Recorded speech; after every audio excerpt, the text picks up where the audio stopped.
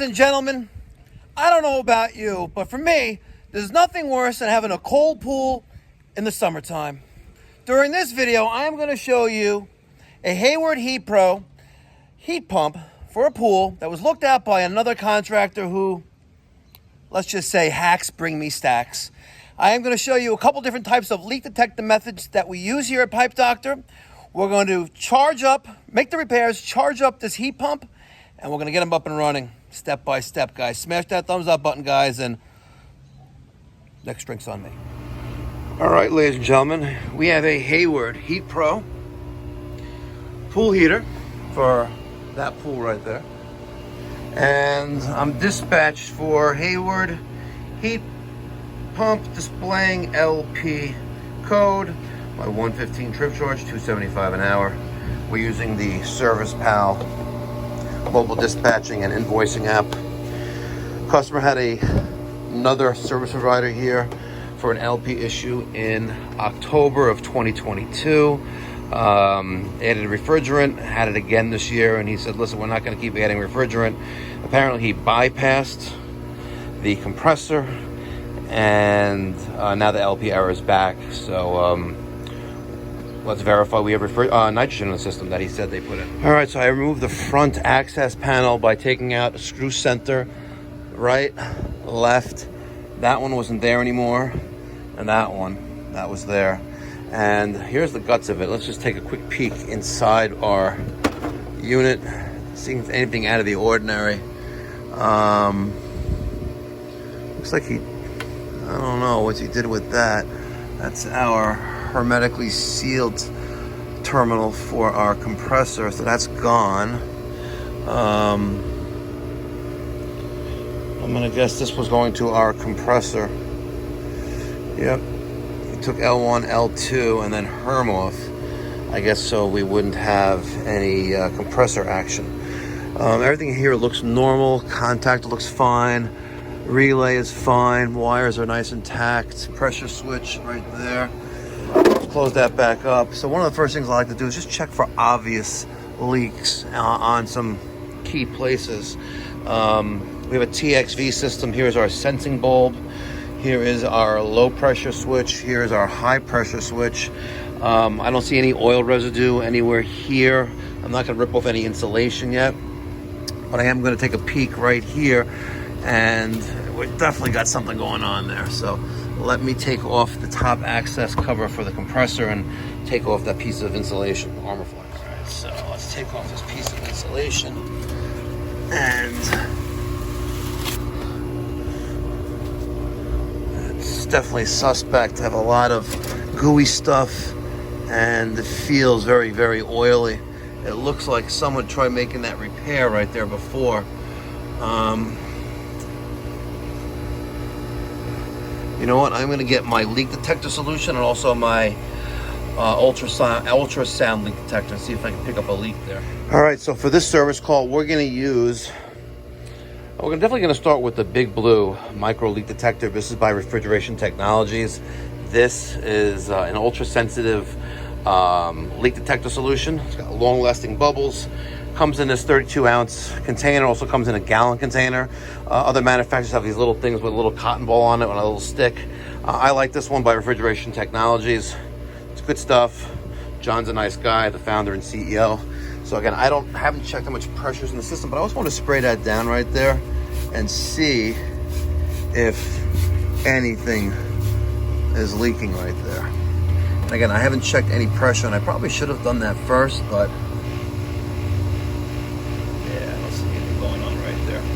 so I'm going to use the Testo Smart Probes. Let's test our refrigerant pressures. All right, I hooked up my Testo Smart Probe to my low side, and I have 2.6 psi. Very little. I zeroed it out and put it back on. So we're not obviously gonna be able to see anything there. Not with that's such a low pressure. This does not look like a factory joint right there. Absolutely does not look like a factory joint. So I'm really curious to see what's going to go on here.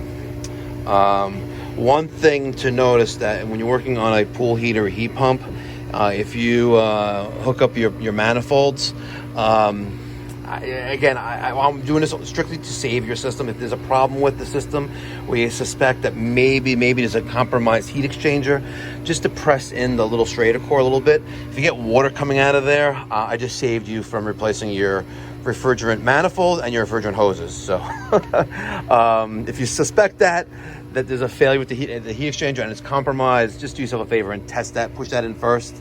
Because if you get water out of there, it's instant karma, instant death. So let's go get the nitrogen tank and see what's going. All right, so I hooked up my nitrogen tank. I added a T. I just used an angle adapter there because I had it in there already. So let's add some nitrogen to the system. And let's see what we're set to. Let's lower our pressure by opening or decreasing counterclockwise, and let's set that to right around 200 psi. And I already see a bubble right there. If you can see that, there's a bubble right there. So let me close this. Okay, 50 psi, and there's our bubble right there. See that?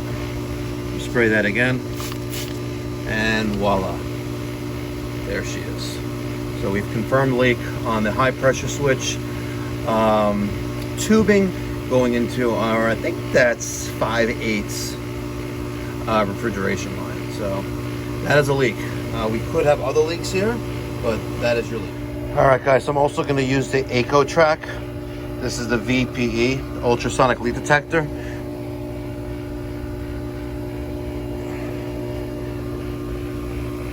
And I wish you guys can hear this. Sounds pretty cool. I'm gonna put my phone on the headphones. Maybe you guys can hear it.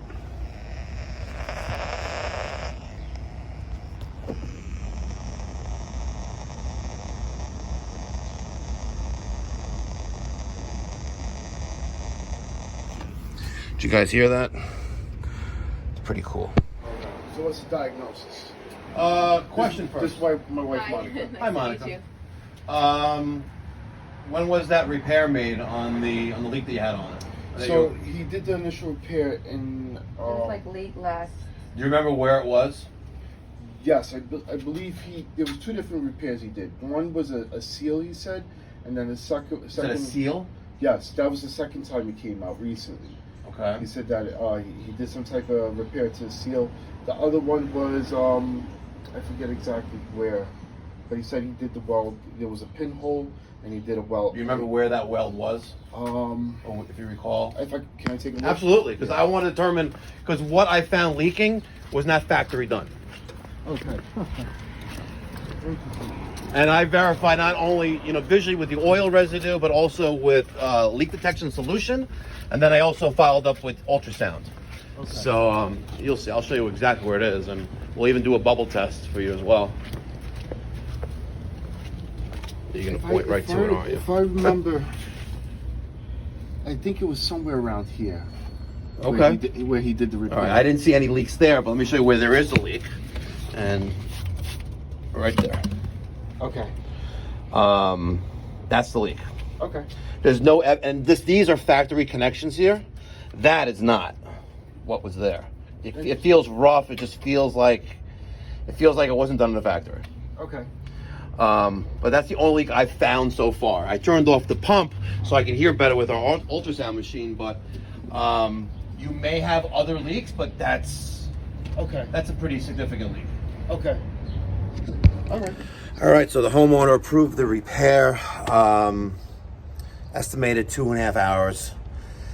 We have a total of 5 pounds of refrigerant. It's 4.10 ounces, but that's 5 pounds. Nitrogen use, the trip charge. So pretty hefty repair. I got my brazing rig right here. We're gonna braze. Company policy is that we braze. We used to use Stay Bright 8, which is a soft silver solder.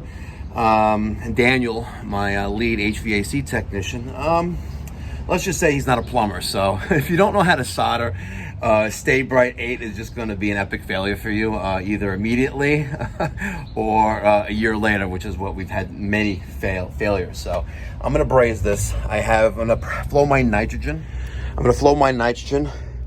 Put this to purge. Put this to braze. We're going to take out the Schrader core on that right there, right? And that way we're flowing nitrogen through here.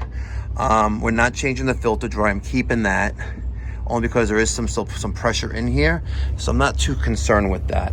All right, let's get the show. All right, so one of the first things I noticed right away, I got my brazing rig out. I still got it on. One of the first things I noticed right away, as soon as I applied some heat to that, little drops of solder popped off.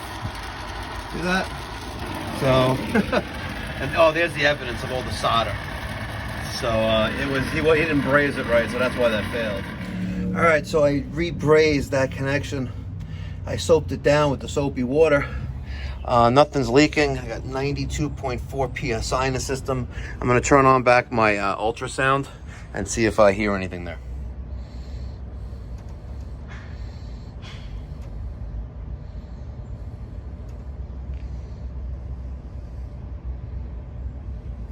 So as you can see on the digital display, there is no leak there anymore.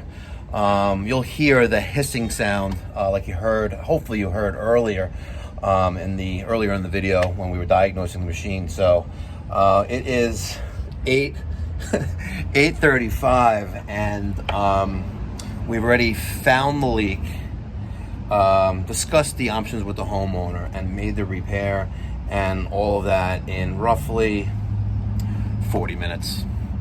That's just the easy part. Now we have to vacuum the system down. We should do a triple vacuum the system down, then have to recharge the system. So realistically, this could be a 2.5 hour job. All right, while I'm preparing to get all the equipment that I need, I raised my pressure to 268.2.3. Not really moving that much up or down, so it's 268.2 is going to be our number right now. We're going to make sure our system is tight. Let's give that about 15 minutes. See, it's dropping slowly, but it's also trying to balance itself out, and it's also been about a minute, so hopefully we're good. All right, it's been about 20 minutes. I'm not really dropping. I dropped a little bit, keeping it real. It was at 268.1, 0.2, 268, and now we're dropping around between 267.8, 0.9. It goes to low as 0.6. So I think we're compensating. I think we're not compensating for a temperature variation. So it is 76 degrees here. It was about 72. The sun is shining bright right now, and if anything, it would go up. But we're 267.8. I don't want to rush this job, so I'm going to wait. We'll give us another 15 minutes. But I am making the best use of my time. I went around the corner. I got some water. I got a buttered roll.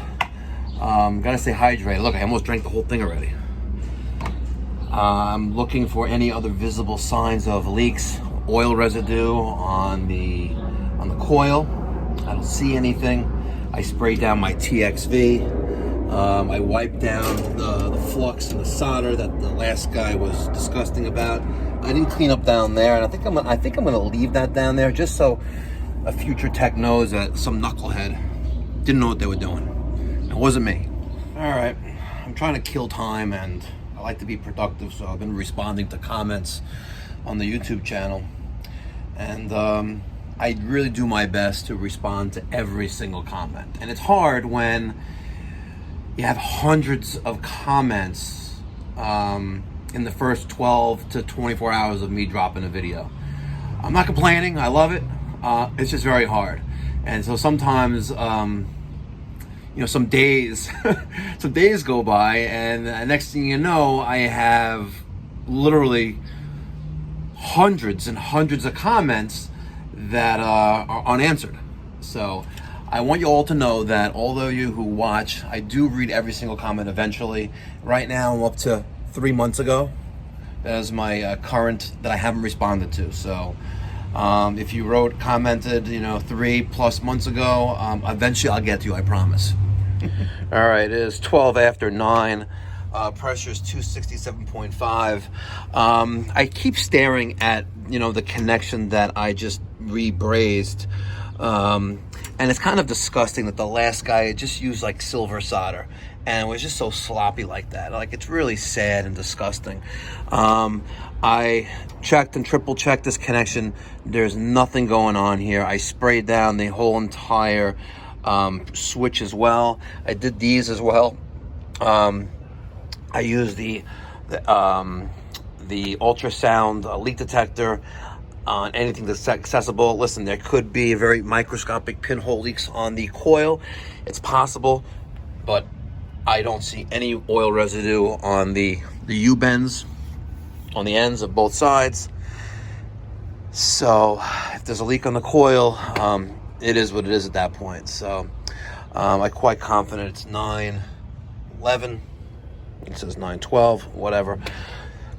We dropped half a PSI of pressure in about 45 minutes. So it is what it is. All right, so I've run into a dilemma. My Schrader core removal tool does not work in taking out the Schrader cores on this unit. It's not going in. Like, it's just not going in. Oh, there's a spin?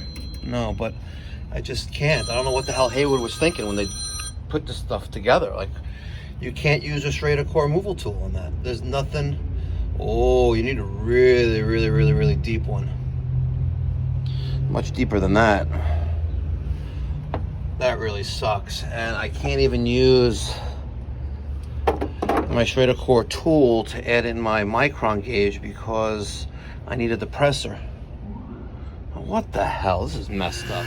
All right, ladies and gentlemen, I got a little creative. I have the elbow there. I have a T. I have the elbow going into the Blue Vac Plus Pro micron gauge. I have a valve that I took off a low loss hose, and then I have my True Blue evacuation hose going into the field piece VP67.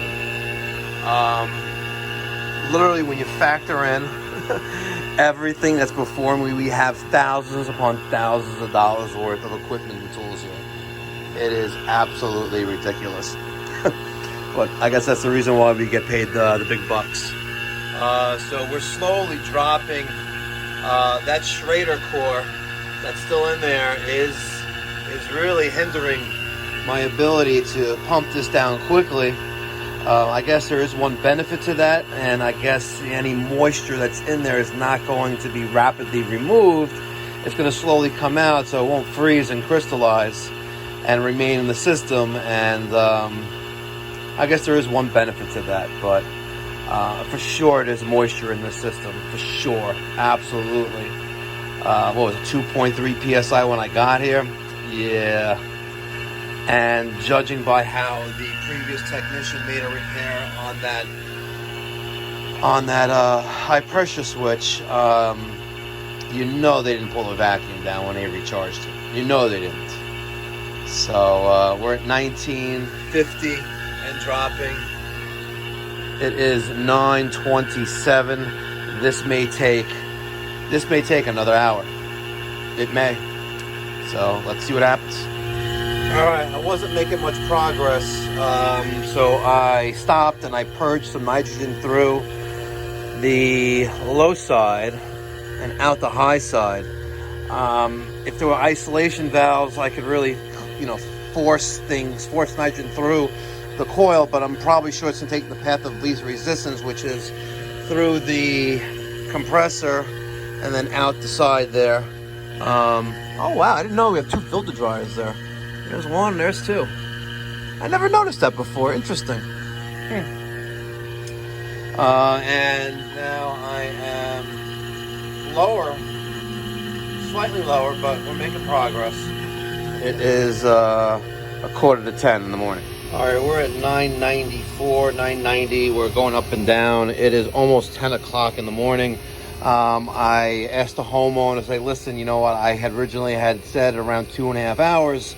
Right now, if I were to stop we'll be at 2.5 hours. I need another half hour to clean everything up, organize the truck back the way it was when I got here.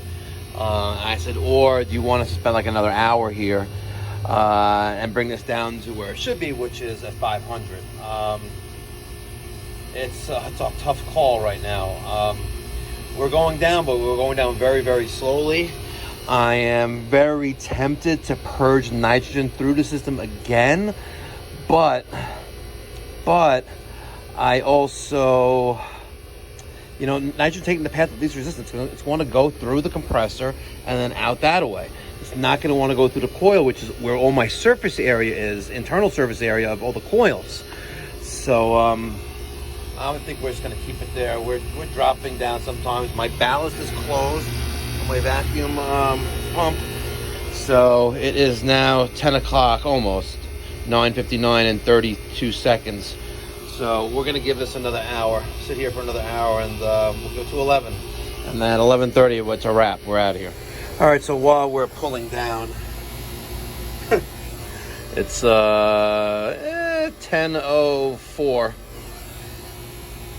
Maybe an hour we'll be at 500. Let's wire back our compressor. Don't be intimidated by what's in front of you, okay? I am going to spend a little bit of time right now, and we're going to read the schematic, okay? We have 3 wires, right? We have a common, we have a run, and we have a start, okay, going to our compressor.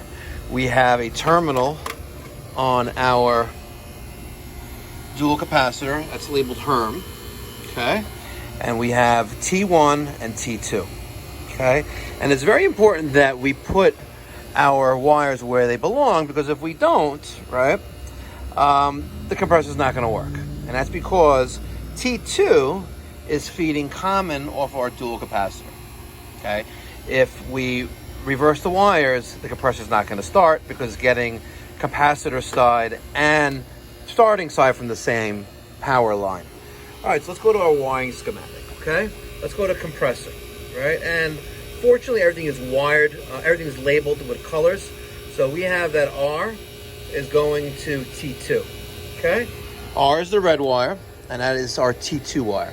Let's put that right back on there. And when you secure that, make sure it's in there snug, where it's not loose and not gonna pop out again, okay?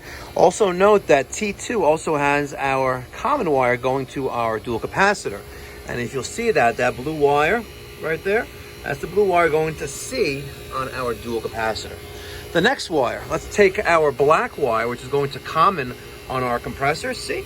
C is common, S is start, R is run, okay? Let's take that black wire and let's put that on T1. Same principle, make sure that it's nice on there tight. I can't even, with some force, try to pull it off, so that's a good connection. And the last but not least, we have this light blue wire. And if we look at our compressor start, right, that's the start wire, blue wire going to Herm. And that's gonna go right there. Now, it doesn't matter if you're working on a heat pump like we're working on right now for a pool, or working for a central air conditioning condenser, the compressor, right? It's always the same. Our start wire, right, is always going to be on our Herm off of our compressor. And the compressor, the capacitor, right, dual capacitor, that common is always going to be opposite, right? Opposite the common, right? Opposite. So the run and start, right, are going to be pulling from the same terminal, except the start wire, right, is getting that extra 80 ohms, the 80 microfarads to give that the power to start up, okay? So remember that our start and our run, right, are coming from the same leg of power. Here it's L2, okay? Keep that in mind. If you reverse this, you'll think you'll have a dead compressor, and then you'll be swapping out a compressor and doing the same thing over and over again. So, and if you didn't catch that, just look at the wiring diagram and follow those instructions. All right, it's half hour later. We are at 7:20ish, so hopefully another half hour we'll be down to 500. What's going to happen when I close that valve, that's a whole nother story, but let's give it to 11. All right, we're at 615, and for shits and giggles, Let's close the valve and let's see what she goes to. Still climbing. It sucks. It really sucks. And this is why it really pays to have a professional, come in and work on your equipment, because look how they made that repair. They didn't do any vacuum procedure, obviously. We have all this moisture in the system, and I could probably be here for another couple hours. And for what? What am I going to gain? A more drier system? Yeah, it's great, but the damage has already been done in this case, and the only real way you can actually get this 100% is by really, maybe having a vacuum run on this thing for, a week. Sad. So we're going to give us 10 more minutes, and then regardless of what that's at, I'm going to dump the charge. All right, ladies and gentlemen, it's 11:03, and about 10 minutes ago, we were at 5:45, and I went back here expecting to see it in the 500 range, at low 500, and of course we jumped up to 730. So what this means is that there was some moisture in the system that is trying to get out. It vaporized. Sorry, it didn't vaporize. The moisture in there froze, and for whatever reason, it unfroze, and it messed with our micron gauge, our micron gauge reading. So this happens with these contaminated systems. We do our best. We purge with nitrogen. I did it once. It's not like a central air system where you close the service valves on the condensing unit and you could purge out the suction and liquid line and the evaporator at the same time and get all that stuff out. But here, we're not. And timing is of the essence. We're going to be at 3.5 hours at 11:30, and that was the cutoff right there. So we're going to start putting our charge in, and it is what it is. Close our valve. Let's turn off our pump. And I am not happy with that, but again, there's a thing called labor, and that's expensive, unfortunately. All right, I have my refrigerant 410A upside down. We're charging as a liquid. I'm zeroing out my scale. All right, I'm going to purge some air out of here. Okay, the air is gone. Let's try to zero out that scale again. And we're adding 4 pounds and 10 ounces of refrigerant to the system. So that's connected. I'm going to crack it open just a little bit, and then I'm immediately going to remove my micron gauge. Immediately. Okay. And we're going to add 4 pounds, 10 ounces. I'm going to dump it all at once. Almost there. I'm just throttling the valve. 4 pounds, 10 ounces. Now that also includes what's in here. So I'm going to do 4 pounds, 11 ounces. Just because I'm probably holding maybe an ounce in this hose. It's roughly 5 feet long. So let's do 4 pounds, 11 ounces. There we go. Beautiful. And let's button everything up. All right, ladies and gentlemen, it is 11:25 in the morning. 3.5 hours. Let's just do our final checkout. We're going to do some temperature readings. Ambient outdoor, discharge temperature, pool temperature, and pool discharge from the heater. My ambient is 85 degrees. We're going to take our digital psychrometer and put it on top of our condenser, and you're going to see that we're in 71 degrees. Okay, and dropping slowly. I'll keep that right there. We're going to take our Fluke 902 FC, the HVAC clamp meter, that reads an assortment of things I need to read on a daily basis. One being temperature from the thermocouple, which is right here. So let's measure temperature of the pool. All right, thermocouple's in the pool, and we're reading 79 degrees. 79 degree water. All right, I have my thermocouple tip inside the return jet, and I'm reading 84, almost 84 degrees. All right, pretty good. It's very important to know that heat pumps for pool heaters are not that quick as, I want to say as efficient. Efficient is using electricity and refrigerant 410A, so it's not 100% efficient like an electric resonance heater, like electric elements we're heating raw water, but it's not as quick. That's the biggest point I want to make. And you're not going to see that huge temperature rise with a heat pump as opposed to a fuel burning pool heater like a natural gas, propane, or oil. So keep that in mind. We do have a good delta T from our pool temperature, our outdoor temperature, and our discharge temperature, which is now reading 69.5 degrees. So ambient temperature was that 86? It's getting there. Ambient temperature was, I think, 86. I go around like this for a little while. Let's see what we're going to be around 84, So 85. remember, if you have a swimming pool like this one, and you need your pool heater repaired, call me, Mikey Pipes at Pipe Doctor, 516-348-6300. Catch you in the next one. If you're not calling Mikey Pipes, you're getting screwed. There you go. That's right.